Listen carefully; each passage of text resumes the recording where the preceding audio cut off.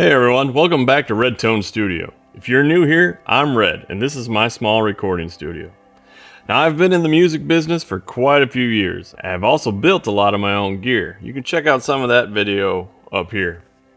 But today's video is a little different. I'm going to talk about what it's like to run a small recording studio in 2025, and how to keep things going with just a few clients a year, and how I'm using YouTube to eventually supplement my income. So let's dive in. It's 2025. The music industry is continuing to change, and so has the recording studio business. The barrier to entry is very low. People at home can record with their own gear, budget gear, and it sounds great. But that doesn't mean people don't need a more professional space.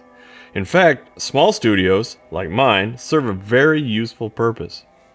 The real challenge is maintaining a balance between quality and niche services and the right clients.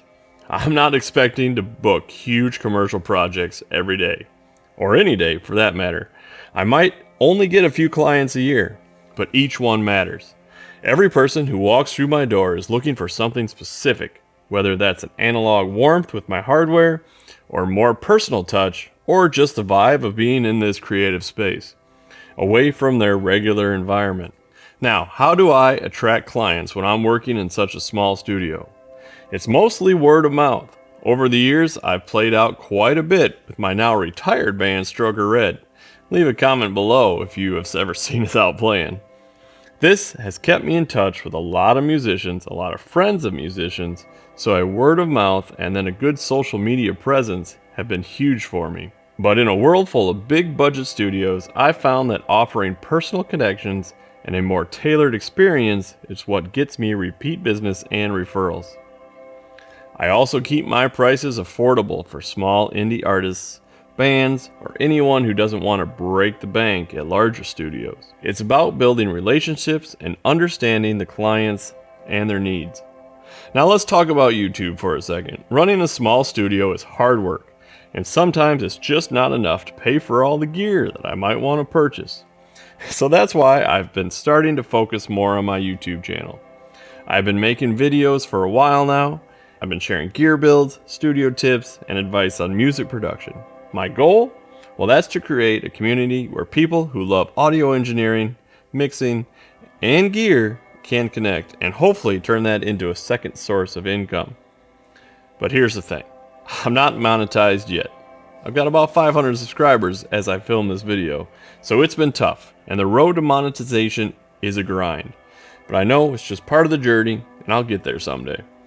You have to put in the work, stay consistent, and keep learning. Even without monetization, YouTube gives me an amazing platform to show my expertise, connect with others, and build credibility within the music production space.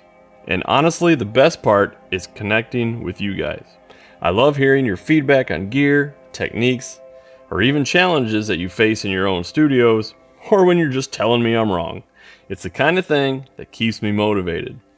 My goal for 2025 is to hit that monetization threshold, those 1,000 subscribers, 4,000 watch hours, and then make this a sustainable side income that helps support my studio and my gear building projects.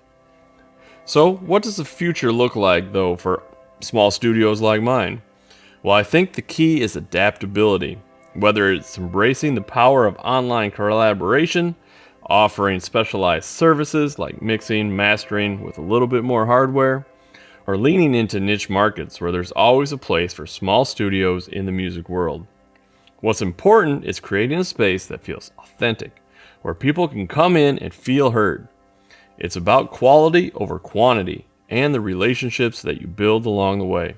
So that's it for today's video. If you've got any questions about running a small studio, building gear, or just the journey of balancing all this with YouTube, drop me a comment below. And if you want to support the channel and get me to that monetization quicker, make sure you subscribe, hit the bell, make sure you like, you'll get some notifications maybe.